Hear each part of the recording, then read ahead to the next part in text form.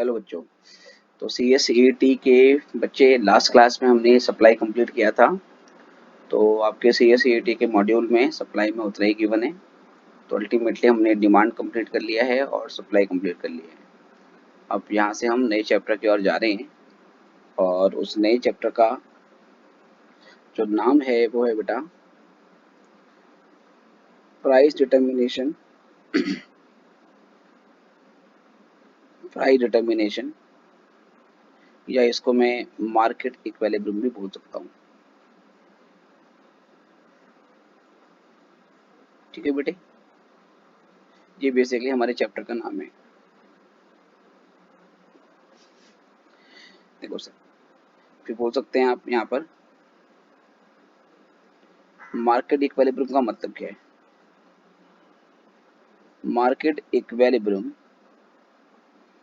Refers to that situation, ये वो situation होती है व्हेन मार्केट डिमांड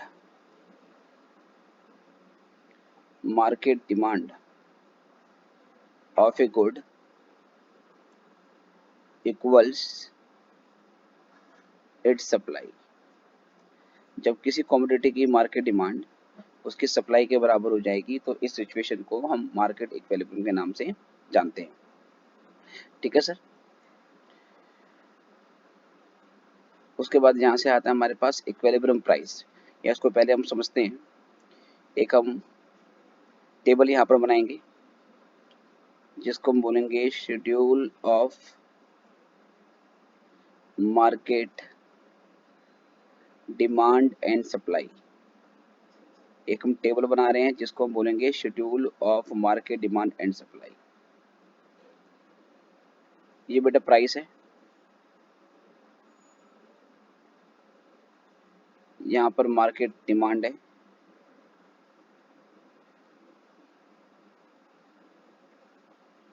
यहाँ पे मार्केट सप्लाई है। ये प्राइस है 1 2 3 4 5। डिमांड में अपने लॉ ऑफ डिमांड के टॉपिक में पढ़ा है कि जैसे जैसे किसी कमोडिटी का प्राइस बढ़ता जाता है उसकी डिमांड कम होती जाती है। तो डिमांड यहाँ पे कम होने लगेगी 100 80 60 40 और फिर उसके बाद 20। सप्लाई में आपने लॉ ऑफ सप्लाई में पढ़ा है कि जैसे जैसे किसी कमोडिटी का प्राइस बढ़ता है उसकी सप्लाई बढ़ जाती है। तो ये हो जाएगा 20, ये हो जाएगा 40, उसके बाद 60, फिर ये 80, फिर ये 100। तो सर आपने ये देखना है डिमांड सप्लाई कहाँ पे इक्वल है। बेटा यहाँ पर डिमांड सप्लाई आपस में इक्वल है। ठीक है सर। तो ये जो सिचुएशन है जिस पे आपका डिमांड सप्लाई आपस में इक्वल हो जाती है, तो इस सिचुएशन को हम मार्केट इक्विलिब्रियम बोलेंगे। तो इसको बोला जाएगा मार्केट इक्विलिब्रियम। राइट प्यारे बच्चों। Okay sir. यहाँ पर डिमांड सप्लाई दोनों आपस में इक्वल है। जब डिमांड सप्लाई दोनों इक्वल में हो जाती है 60-60, तो इसको बोला जाएगा इक्विलिब्रियम क्वांटिटी। ठीक है, ये इक्विलिब्रियम क्वांटिटी है। इक्विलिब्रियम क्वांटिटी का मतलब जब डिमांड सप्लाई आपस में इक्वल होगी तो उस क्वांटिटी को इक्विलिब्रियम क्वांटिटी बोला जाएगा। और सर यहाँ पर जो प्राइस है वो बेटा 3 रुपए का है।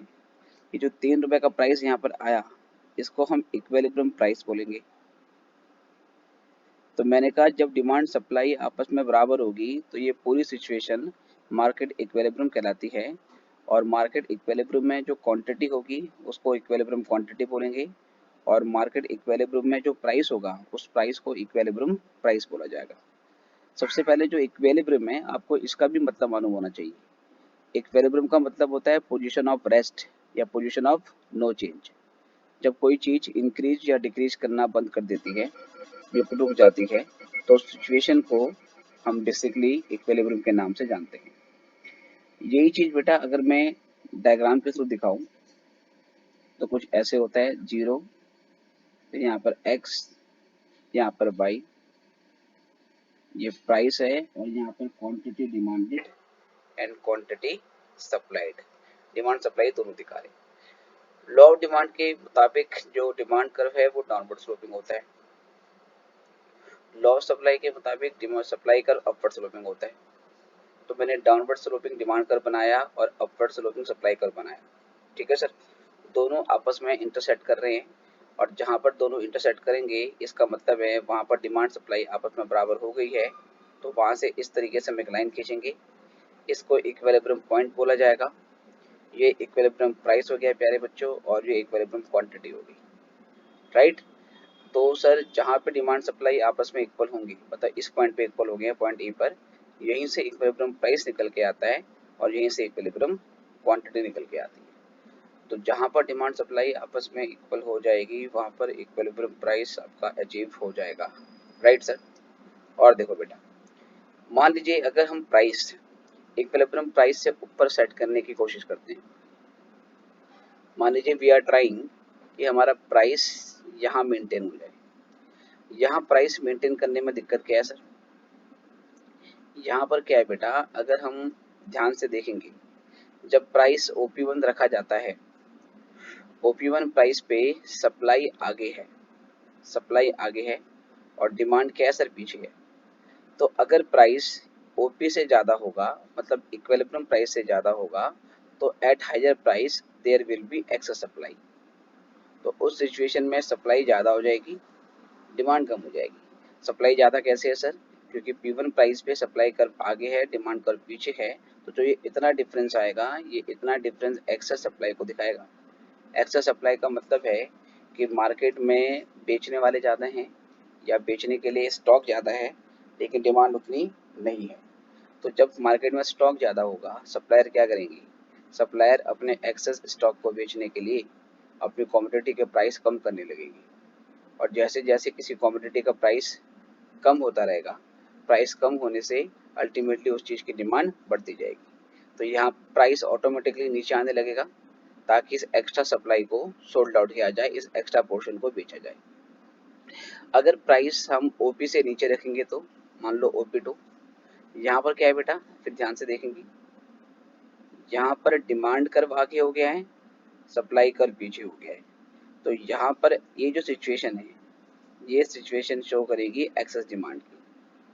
P1 प्राइस पे मार्केट में जो डिमांड है सर, वो एक्सेस हो जाएगी। तो यहाँ पर अल्टीमेटली होगा क्या, बायर ज़्यादा क्वांटिटी मांग रहा है, सप्लायर्स के पास है नहीं, तो सप्लायर अपनी क्वांटिटी के प्राइस बढ़ाने लगेंगे, क्योंकि जब दुकान पे भीड़ ज़्यादा होती है, स्टॉक कम होगा, तो नेचुरल है कि सप्लायर अपने प्राइस बढ़ा देगा। ठीक है, तो अल्टीमेटली आपको ये भी समझना है कि ये जो इक्विलिब्रियम प्राइस होता है, ये जो OP है, ये OP हमारा इक्विलिब्रियम प्राइस है। इस इक्विलिब्रियम प्राइस को हम फेयर प्राइस भी बोल सकते हैं। It is also known as fair price. ठीक है सर, फेयर का मतलब है जो डिमांड सप्लाई ने अपने आप निकाला है। एडम स्मिथ ने बोला है कि डिमांड और सप्लाई की फोर्स अपने आप किसी कमोडिटी का प्राइस डिसाइड कर देती हैं और उस सिचुएशन में जो प्राइस निकल के आएगा उसको इक्विलिब्रियम प्राइस बोला जाएगा, जो कि फेयर प्राइस भी है। ठीक है सर, नॉर्मली फेयर का मतलब होता है कि हम वेलफेयर के पॉइंट ऑफ व्यू से बोल रहे हैं, लेकिन अभी सर वो वाली बात यहाँ पर नहीं है। फेयर का मतलब जो डिमांड सप्लाई के बेस पे होना चाहिए, सिंपल। और OQ जो है हमारे इसमें वो इक्विलिब्रियम क्वांटिटी है, मतलब फेयर क्वांटिटी बोल, उसको हम बोल सकते हैं। और अगर फेयर प्राइस OP है तो हम OP1 पे प्राइस फिट कर देंगे तो उसको अनफेयर बोला जाएगा। और अनफेयर प्राइस का मतलब जो चीज़ 5 रुपये में बिकनी चाहिए, मतलब अगर इक्विलिब्रियम प्राइस 5 रुपये का है, सप्लायर उसे 8 रुपये में बेचने की कोशिश कर रहे हैं, तो सर ये पॉसिबल कैसे है? जब फेयर प्राइस 5 रुपये है तो हम 8 रुपये पर कैसे बेच सकते हैं? इसलिए प्राइस को 8 रुपये से कम करके अल्टीमेटली सर 5 रुपये पे लाना पड़ेगा। और अगर फेयर प्राइस 5 रुपये का है तो हम उसको 3 रुपये में भी नहीं बेच सकते, अल्टीमेटली प्राइस को ऊपर क्या करना पड़ेगा, राइज करना पड़ेगा। ठीक है सर, तो CS-CAT के आपका जो टॉपिक है उसमें बेसिकली फॉर्म्स ऑफ मार्केट में इतना टॉपिक आपको दिया होगा है, लेकिन थोड़ा सा और आपको मैं इसमें लिखा रहा हूँ क्योंकि हो सकता है कि आपसे क्वेश्चन और इसके ऊपर से फिर से पूछ ले, तो वो बेटा बात करता हूँ मैं भी आपको कि और क्या करना है आपको इसमें। जी,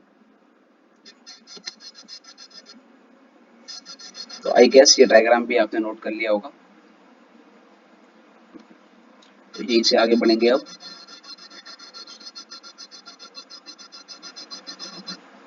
ठीक है, अब आता है effect of effect of change in demand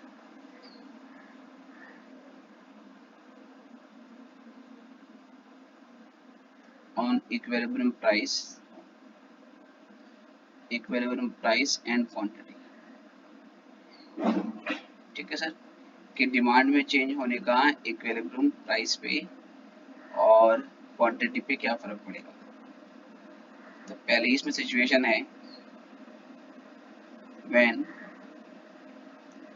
market demand increases. अगर मार्केट डिमांड बढ़ जाती है तो उसका क्या इम्पैक्ट आएगा। ठीक है बच्चों, तो क्या करेंगे देखिए। सबसे पहले बेटा कुछ इस तरीके से हम एक डिमांड कर्व बनाएंगे और सप्लाई कर्व बनाएंगे। वर्टिकल एक्सिस पे प्राइस और एक्स एक्सिस पे क्वांटिटी डिमांडेड और फिर उसके बाद क्वांटिटी सप्लाइड। ये हमारा डिमांड कर्व है, ये हमारा सप्लाई कर्व है। दोनों जहाँ पे कट करेंगे वहां से इक्विलिब्रियम प्राइस और इक्विलिब्रियम क्वांटिटी निकल आएगी। तो ओपी हमारा इक्विलिब्रियम प्राइस है और जो ओक्यू है वो इक्विलिब्रियम क्वांटिटी है। अब क्वेश्चन में आपको बोला गया है प्यारे बच्चों, क्वेश्चन में लाइन बोली गई है कि जो मार्केट डिमांड है, जो मार्केट डिमांड है बेटा ये इंक्रीज कर रही है। मार्केट डिमांड क्या कर रही है, इंक्रीज कर रही है। अब आपने डिमांड वाले चैप्टर में पढ़ा है कि जब भी डिमांड बढ़ जाती है तो डिमांड कर्व में आगे की ओर शिफ्ट हो जाता है। ये जो हमारा डिमांड कर्व है ये आगे की ओर शिफ्ट होगा तो वो शो करेगा इंक्रीज इन डिमांड, और डिमांड कर्व अगर पीछे की ओर शिफ्ट हो जाता है तो वो दिखाता है डिक्रीज इन डिमांड। अब क्योंकि इसमें डिमांड के इंक्रीज करने की बात बोली है तो मुझे डिमांड कर्व को कुछ इस तरीके से आगे की ओर बनाना पड़ेगा। तो बेटा ये नया वाला डिमांड कर्व आ गया। ठीक है, पहले डिमांड कर्व डी और सप्लाई कर्व एस एक दूसरे को पॉइंट ई पे कट कर रहे थे, जहां से इक्विलिब्रियम प्राइस ओपी और क्वांटिटी ओक्यू आई थी। अब क्या है कि उसी सप्लाई कर्व को नया डिमांड कर्व इस पॉइंट पे काट रहा है। इस पॉइंट का नाम रखा मैंने E1। तो अब यहाँ से क्या आएगा, एक नया प्राइस आएगा और यहाँ से एक नई क्वांटिटी आएगी। तो ये है P1 और ये क्या हो जाएगा बेटा Q1। अल्टीमेटली यहाँ प्राइस बढ़ गया आपका और अल्टीमेटली यहाँ आपकी क्वांटिटी भी बढ़ गई।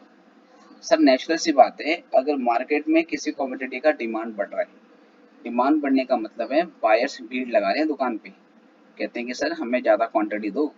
सप्लाई उस हिसाब से इंक्रीज नहीं करती। डिमांड ज़्यादा रेट से इंक्रीज कर रही है लेकिन सप्लाई उस हिसाब से इंक्रीज नहीं कर रही है। तो उस सिचुएशन में क्या होगा, नेचुरल है कि जब भी बायर की भीड़ लगती है या जब भी एक्सेस डिमांड होती है तो मार्केट में चीज़ों का प्राइस बढ़ने लगता है। इसलिए कभी भी मार्केट डिमांड बढ़ेगी तो अल्टीमेटली उसका प्राइस बढ़ेगा। प्राइस बढ़ने की वजह से सप्लायर का प्रॉफिट बढ़ेगा और जो सप्लायर का प्रॉफिट बढ़ेगा तो फिर वो थोड़ी बहुत सप्लाई भी इंक्रीज करने की कोशिश करेगा। इसलिए बेटा यहाँ पर प्राइस तो बढ़ गया है और प्राइस बढ़ने के साथ साथ हमारी सप्लाई भी बढ़ गई है। ठीक है, अब यही से सर इसका उल्टा ग्राफ बनाते हैं। इसमें पहले आप लोग सोचेंगे कैसे बनेगा, मैं आपको कुछ सेकंड्स दूंगा फिर मैं ड्रॉ करूंगा। इसका सेकंड केस है व्हेन मार्केट डिमांड डिक्रीजेस। अगर मार्केट डिमांड डिक्रीज करेगी तो क्या होगा बच्चों। इसका भी बेटा पहले आप ट्राई करो, I am giving you some seconds फिर मैं ड्रॉ करता हूँ।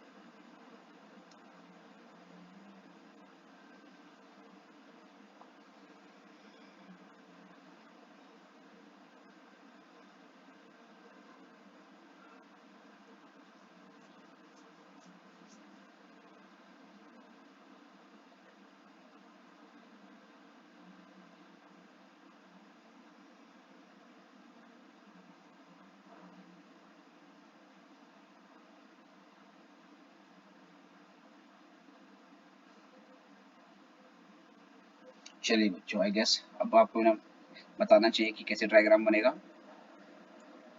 देखिए बच्चे, तो पहले ये 0 x y price quantity demanded and quantity supplied, this is demand curve। This is supply curve. पहले ये क्रॉस तो आपको लगाना ही है, यहाँ से ये इक्विलिब्रियम प्राइस और सर ये क्वांटिटी आ गया। अब क्वेश्चन में क्या बोला है बेटा, अब क्वेश्चन में बोला है कि जो डिमांड है उसमें कमी आ रही है, डिमांड डिक्रीज हो रही है। तो पहले डिमांड बढ़ गई थी तो डिमांड कर्व में आगे की ओर शिफ्ट हुआ था, और डिमांड घटेगी तो इसी डिमांड कर्व में पीछे की ओर शिफ्ट होगा। तो बेटा ये ऐसे आ जाएगा, ऐसे आ जाएगा बेटा, this is new demand curve, right. पहले डिमांड कर्व यहाँ पे कट कर रहे थे, तो यहाँ से इक्विलिब्रियम प्राइस ओपी और ओक्यू आया था। अब उसी सप्लाई कर्व को नया डिमांड कर्व यहाँ पे मीट कर रहा है,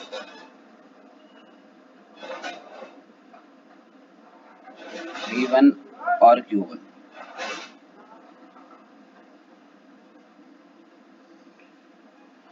ठीक है, यहाँ से आपका P1 और Q1 ये बेटा यहाँ पर आ जाएगा। ओके सर, अल्टीमेटली फिर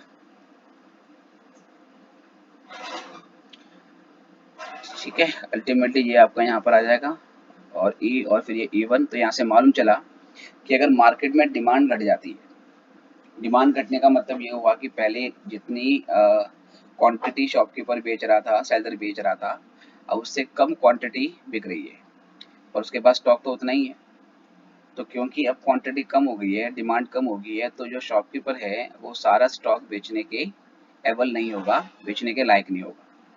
तो जो उसकी एक्सेस इन्वेंट्री बच जाएगी, उसको निकालने के लिए उसको क्या क्या करना पड़ेगा, उसको निकालने के लिए शॉपकीपर को, सेलर को प्राइस कम करना पड़ेगा। तो वही चीज़ बेटा यहाँ पर हुई है, डिमांड की कम होने से क्योंकि इन्वेंट्री बचने लगी, उस इन्वेंट्री को बचने के लिए अल्टीमेटली उसको प्राइस कम करना पड़ेगा, और प्राइस कम होने से क्योंकि सेलर्स का प्रॉफिट कम होगा, इसलिए मार्केट में सप्लाई भी क्या हो जाएगी, वो कम होने लगेगी। क्योंकि कम प्राइस पे सबके लिए बेचना पॉसिबल नहीं होगा, कुछ लोगों की जो बिजनेस को ऑपरेट करने की कॉस्ट होती है वो ज़्यादा होती है, और जब प्राइस घटेगा तो प्राइस के घटने से उनका प्रॉफिट की क्वांटिटी घटेगी, और प्रॉफिट की क्वांटिटी घटने की वजह से दे विल लीव मार्केट। तो इसी पे बेटा आगे देखते हैं। आई गेस ये क्लियर है। अब जब सप्लाई में चेंज होता है, तो सप्लाई में चेंज होने से फिर क्या फर्क पड़ेगा डिमांड पे, ये देखते हैं, मार्केट प्राइस पे और क्वांटिटी पे। तो अब यहाँ से सर अगली हेडिंग बनाते हैं, नेक्स्ट हेडिंग ये है effect of change in supply on market equilibrium. तो अब की बार हमने पहले टॉपिक किया था कि डिमांड में चेंज होने से मार्केट में क्या इफेक्ट आता है। अब ये दिखाना है कि सप्लाई में चेंज आने से मार्केट में आपका क्या इम्पैक्ट आता है बेटा। तो ये हम शो करने जा रहे हैं। तो पहले इसमें केस लेंगे, व्हेन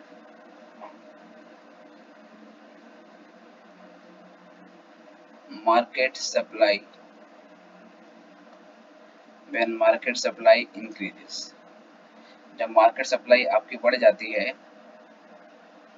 तो कैसे होगा,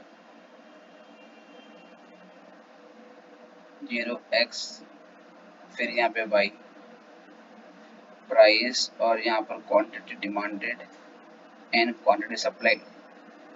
ये डिमांड कर्व है सर, ये सप्लाई कर्व है, दोनों यहाँ पे कट कर गए तो यहाँ से हमारे पास इक्विलिब्रियम प्राइस और इक्विलिब्रियम पॉइंट ई और इक्विलिब्रियम क्वांटिटी आ गई। अब बेटा सप्लाई इंक्रीज करने के बारे में बात कर रहे हैं। तो आपने सप्लाई वाले चैप्टर में पढ़ा है कि जब भी सप्लाई बढ़ जाती है तो सप्लाई के बढ़ने से सप्लाई कर्व में नीचे की ओर शिफ्ट हो जाता है। तो बेटा अब क्या होगा कि ये जो सप्लाई कर्व है दैट विल मूव डाउनवर्ड, ये सप्लाई कर्व आपका डाउनवर्ड जाएगा, ठीक है। और इसमें बेटा चेंज आएगा आपका कुछ, तो ये ऐसे आ जाएगा नीचे की ओर, ऐसे आ जाएगा नीचे की ओर। तो अल्टीमेटली अब सेम डिमांड कर्व को नया सप्लाई कर्व इस पॉइंट पे काट रहा है, तो यहाँ से अब एक नया पॉइंट आएगा, इसको बोलेंगे P1 और यहाँ बोलेंगे सर Q1। अल्टीमेटली सप्लाई के बढ़ने से यहाँ पे प्राइस कम हो गया है और क्वांटिटी बढ़ गई है। सर जरा ये केस समझिए, इसमें कहना क्या चाह रहा है। कहना ये चाह रहा है कि मार्केट में कोई पर्टिकुलर कमोडिटी थी, उसकी सप्लाई बढ़ गई है। सप्लाई बढ़ने का मतलब है कि फॉर एग्जांपल एक सपोज मान लीजिए एक शॉप है मिठाई की, जो रोज की 15 किलो मिठाई सेल करती थी, एक पर्टिकुलर प्राइस पे। अब वो ये चाहते हैं कि भाई रोज की 25 किलो मिठाई बिके। अब 25 किलो मिठाई सर ऐसे बिकेगी कैसे? बायर तो 15 किलो परचेज करना चाहता है। तो 25 किलो मिठाई के लिए बेचने के लिए you have to bring down price of your commodity. आपको अपने कमोडिटी का प्राइस कम करना पड़ेगा। तो प्राइस के कम होने से अल्टीमेटली अब ज्यादा क्वांटिटी बेच पाओगे, वही यहाँ पर हुआ है। तो मार्केट में जब सप्लाई पहले बढ़ेगी मतलब सेलर की इंटेंशन पहले चेंज हो रही है। जब डिमांड में चेंज हो रहा था तो इसका मतलब बायर की इंटेंशन चेंज हो रही है। तो वहां पर हमने बायर के पॉइंट ऑफ व्यू से सारी चीजें एक्सप्लेन करी है। लेकिन जब भी सप्लाई में चेंज होगा, इसका मतलब सेलर की इंटेंशन चेंज हुई है, और उस इंटेंशन का इफेक्ट हमने यहाँ पर दिखाया है। जब भी सेलर ज्यादा बेचना चाहेगा सेम प्राइस पे, उसके लिए बेचना पॉसिबल नहीं होगा, इसलिए सेलर्स एक्स्ट्रा क्वांटिटी को बेचने के लिए आपकी अपने प्राइस को कम करेंगे। तो प्राइस कम करके ही they can sell more quantity. तो ये इफेक्ट यहाँ पर आया है। तो जब भी मार्केट में सप्लाई बढ़ जाएगी सर, अल्टीमेटली प्राइस क्या हो जाएगा, कम हो जाएगा। एक डाउट इस बच्चों के मन में ये आता है कि सर लॉ ऑफ डिमांड में हमने ये पढ़ा है कि प्राइस और डिमांड में इनवर्स रिलेशन होता है। मतलब प्राइस बढ़ेगा तो डिमांड कम होगी, प्राइस कम होगा तो डिमांड बढ़ जाएगी। और लॉ ऑफ सप्लाई में ये पढ़ा है कि प्राइस और सप्लाई में रिलेशन होता है पॉजिटिव। इसका मतलब प्राइस बढ़ेगा तो सप्लाई भी बढ़ जाएगी, और प्राइस कम होगा तो सप्लाई भी क्या हो जाएगी, कम हो जाएगी, है ना। नॉर्मली ये बेटा हमने लॉ ऑफ सप्लाई में पढ़ा है। लेकिन यहाँ तो क्या हो रहा है कि सर प्राइस घट गया है, और प्राइस के घटने से हमारी जो क्वांटिटी सप्लाइड है वो तो बढ़ रही है। उल्टा क्यों हो रहा है यहाँ पर? बेटा यहाँ पर उल्टा इसलिए हो रहा है क्योंकि जब हम लॉ ऑफ सप्लाई बताते हैं तो पहले प्राइस में चेंज करते हैं, और प्राइस में चेंज का इफेक्ट सप्लाई पे देखते हैं। अगर मैं टेक्निकल लैंग्वेज में बोलूँ कि लॉ ऑफ सप्लाई में प्राइस जो होता है वो इंडिपेंडेंट वेरिएबल होता है, मतलब जो पहले चेंज हो रहा है। और जो सप्लाई होती है वो डिपेंडेंट वेरिएबल होती है, जो प्राइस की वजह से चेंज होती है। जबकि यहाँ पर क्या हो रहा है, सप्लाई में पहले चेंज हो रहा है। सप्लाई में पहले चेंज होगा तो यहाँ पर सप्लाई इंडिपेंडेंट वेरिएबल बन जाती है। और एक्चुअली सर जो डिमांड है, सर सॉरी जो आपका प्राइस है वो डिपेंडेंट वेरिएबल बन जाता है। इसलिए यहाँ पर उल्टा हो रहा है क्योंकि यहाँ पर डिमांड सप्लाई में पहले चेंज हो रहा है और हम उसका इफेक्ट प्राइस पे देख रहे हैं। जबकि लॉ ऑफ डिमांड में, लॉ ऑफ सप्लाई में प्राइस पहले चेंज होता है और हम उसका इफेक्ट डिमांड या सप्लाई पे देखते हैं। तो यहाँ पर डायरेक्शन चेंज हमारी हो गई। तो डायरेक्शन चेंज होने की वजह से ये रिलेशन भी रिवर्स हो जाते हैं। अब इसी में बेटा दूसरा डायग्राम है जो मैं लिखता हूँ इसमें हेडिंग, और आप फिर ट्राई करेंगे, देखेंगे कि ये आपसे बनता है या नहीं। हेडिंग है व्हेन मार्केट सप्लाई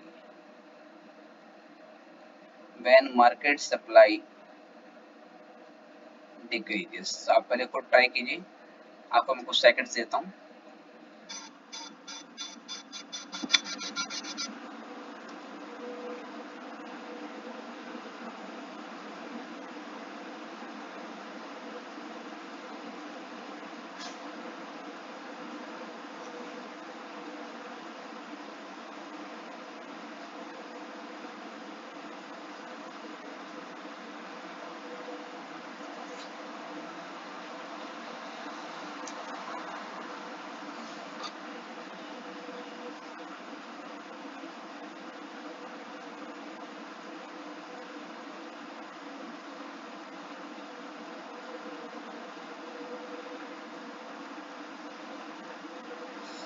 ओके बच्चों, आई गेस आप लोगों ने कर लिया है, तो हम यहाँ से आगे देखते हैं।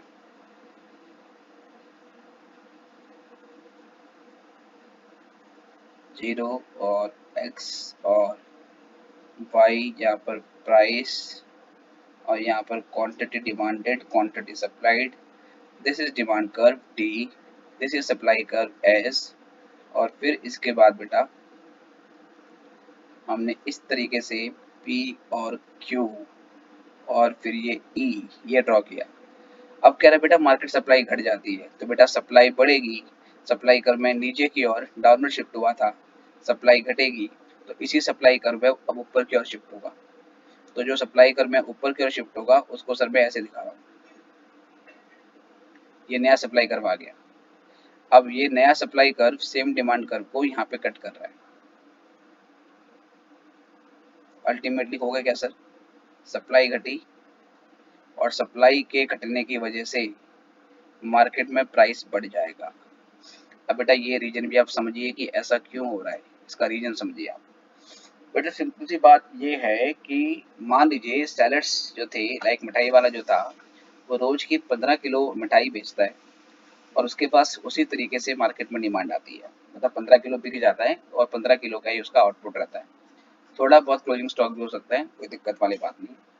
सडनली वो डिसाइड करता है एक दिन कि मैं डेली 15 किलो मिठाई ना बेच के मैं डेली केवल 8 किलो मिठाई ही बेचूंगा। मतलब उसने अपना प्रोडक्शन कम कर दिया। अब बेटा डिमांड का फोर्स तो उतना ही है, बायर जो परचेज करने के लिए आएंगे वो तो 15 केजी ही परचेज करने के लिए आएंगे, पर उतना सप्लाई तो है नहीं, केवल 8 किलो मिठाई हो रही है। अल्टीमेटली बायर्स में कंपटीशन हो जाएगा। कुछ बायर्स कह देंगे मुझे दे दे, कुछ बायर्स बोलेंगे मुझे दे दे। अल्टीमेटली सभी बायर को सेटिस्फाई करना पॉसिबल नहीं है, क्योंकि 8 किलो मिठाई पड़ी हुई है जबकि 15 किलो की डिमांड आती है। तो जब जब ऐसा होगा कि आपके पास स्टॉक कम है और बायर ज़्यादा भीड़ लगा रहा है, तो व्हाट इज द सॉल्यूशन, आपके पास सॉल्यूशन क्या है? नेचुरली कि आप प्राइस क्या कर दोगे, इंक्रीज कर दोगे। वही चीज़ यहाँ पर हो रही है कि जब सप्लाई घटी, सप्लाई घटने की वजह से यहाँ पर प्राइस हमारा बढ़ गया है और ये हमारा नया इक्विलिब्रियम पॉइंट है। ठीक है बेटे, तो CSET का माइक्रो पोर्शन अब हम कंप्लीट कर चुके हैं। CSET में आपको डिमांड दे रखा है, आपको सप्लाई दे रखा है और ये गिवन है। हाँ, उसके अलावा एक और टॉपिक है फॉर्म्स ऑफ मार्केट। तो अभी मैं आपको क्या कर रहा हूँ, ये चैप्टर आपका मैं खत्म कर रहा हूँ।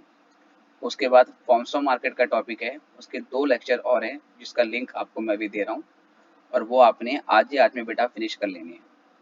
मतलब अगली क्लास से पहले आपको ये लेक्चर खत्म करना है और फॉर्म्स ऑफ मार्केट के 2 लेक्चर हैं वो भी आपको मैं भेजने वाला हूँ, वो 2 लेक्चर आपको खत्म करने हैं। ठीक है? क्योंकि हम चाह रहे हैं कि इसी जून के महीने में आपका सिलेबस पूरा कंप्लीट हो जाए, इसलिए बच्चों आपको बेसिकली थोड़ा स्पीड से काम करना पड़ेगा। ठीक है बच्चों, तो मिलते हैं आपसे नेक्स्ट क्लास में। अभी के लिए गुड बाय।